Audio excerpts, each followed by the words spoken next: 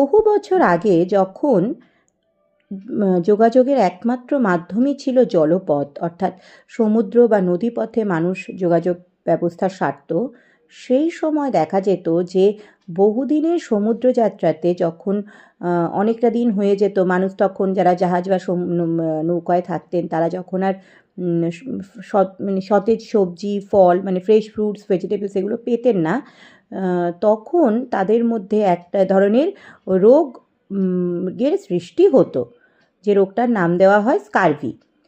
এমনকি 1948 সালে Vasco da Gama যখন 180 জন লোক নিয়ে ভারতবর্ষে আসেন, তাদের মধ্যে ওই 180 জনের মধ্যে প্রায় 100 জনই কিন্তু এই স্কারভি নামক রোগে আক্রান্ত হয়েছিলেন। অনেক তার বছর পরে, তার 1932 সালে ডক্টর CG কিং এই উপাদানটাকে আইসোলেট করেছিলেন, যেটার জন্য স্কারভি রোগ হয় সেটা হচ্ছে একটা ভিটামিন সি। এবং যেহেতু এর অভাবে স্কারভি রোগ হয়, তাই এই ভিটামিনটার নাম দেওয়া হয়, মানে ভিটামিনটি অ্যান্টিস্করবিউটিক ভিটামিন নামেও পরিচিত। যত রকম ভিটামিন আছে তার মধ্যে সবথেকে অস্থায়ী আনস্টেবল ভিটামিন হলো এই ভিটামিন সি। এবার আসবো আমরা এই ভিটামিন সি এর রাসায়নিক নাম। ভিটামিন সি এর রাসায়নিক নাম হলো অ্যাসকর্বিক অ্যাসিড, আবার এটাকে হেক্সারোনিক অ্যাসিডও বলা হয়ে থাকে। রাসায়নিক গঠন অনুযায়ী এর অনেকগুলো রূপ আছে। L type of ascorbic acid বা ডিহাইড্রো অ্যাসকর্বিক অ্যাসিড, তা যে কটাই থাক, আমরা মোটামুটি এটাই মনে রাখবো, ভিটামিন সি এর রাসায়নিক নাম হচ্ছে অ্যাসকর্বিক অ্যাসিড। ভিটামিন সির উৎস, অন্যান্য উৎসর মতোই আমরা উৎকৃষ্ট উৎস দেখব। উৎকৃষ্ট উৎস যেগুলো রিচের সোর্স, সেগুলো হলো অবশ্যই সবথেকে বেশি যার মধ্যে ভিটামিন সি থাকে বেশি, সেটা হচ্ছে আমলকি, তারপরেই পেয়ারা, কাঁচা লঙ্কা, কাঁচা ধনে পাতা, এছাড়াও কমলা লেবু, পাতিলেবু, আনারস, এগুলোর মধ্যে ভিটামিন সি রিচের সোর্সে থাকে। তবে আমলকি, পেয়ারা এগুলোতে অনেকটা বেশি পরিমাণে থাকে। কাঁচা লঙ্কা, ধনে পাতাতেও মোটামুটি থাকে, কিন্তু কমলা লেবুর থেকে পাতিলেবু, আনারস এগুলোতে কিন্তু আস্তে আস্তে পরিমাণটা কমতে থাকে, কিন্তু থাকে।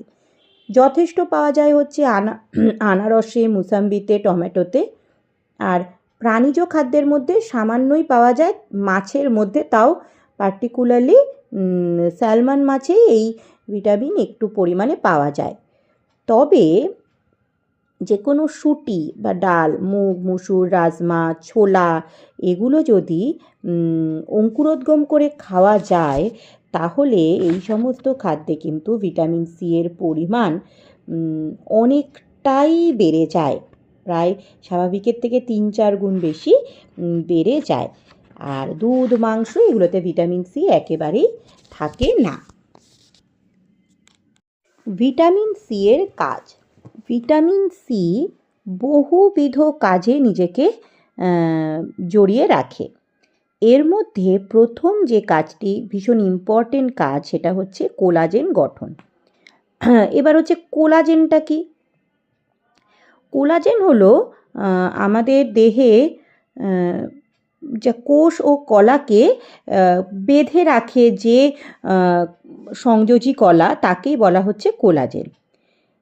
এই কোলাজেন এক ধরনের প্রোটিন। এই কোলাজেন তৈরিতে ভিটামিন সি উল্লেখযোগ্য একটি ভূমিকা পালন করে। দেখা গেছে ভিটামিন সির অভাবে যখন কোলাজেন গঠিত হয় না, তখন কিন্তু কোনো ঘা হলে সেটা সারতে সময় লাগে, বা হাড়ে চির ধরলে সেটা জোড়া লাগতে সময় লাগে, বা হাড় বা দাঁতের গঠন ব্যাহত হয়। এই ঘটনাগুলো কিন্তু ভিটামিন সি এর অভাব হলে দেখতে পাওয়া যায়। এছাড়াও ভিটামিন সি জারণ বিজারণ ক্রিয়া যা দেহের মধ্যে ঘটে, সেগুলোতেও কিন্তু প্রত্যক্ষভাবে অংশগ্রহণ করে, এবং বিজারণ ক্রিয়ার ক্ষেত্রে হাইড্রোজেন দান করে নিজে জারিত হয়ে ডিহাইড্রো অ্যাসকর্বিক অ্যাসিডে পরিণত হয়। এটা হচ্ছে ভিটামিন সির জারণ বিজারণের একটি গুরুত্বপূর্ণ ভূমিকা। আর কোনো ভিটামিন এইভাবে জারণ বিজারণে অংশগ্রহণ করে না, যেটা ভিটামিন সি করে। ভিটামিন সির অন্যতম আরেকটি কাজ হচ্ছে অ্যান্টিঅক্সিডেন্ট রূপে ভিটামিন সি কাজ করে। অর্থাৎ আমাদের শরীরে অক্সিজেন যাওয়ার ফলে যে সমস্ত অক্সিডেটিভ রিয়াকশানগুলো চলে তার সাথে সাথে শরীরের মধ্যে কিন্তু বিভিন্ন ক্ষতিকারক টক্সিন বাসা বাঁধে। এই ভিটামিন সি এই ক্ষতিকারক পদার্থগুলো শরীর থেকে দূর করতে সাহায্য করে বলে এই ভিটামিন সিকে অ্যান্টিঅক্সিডেন্ট ভিটামিন বলা হয়ে থাকে।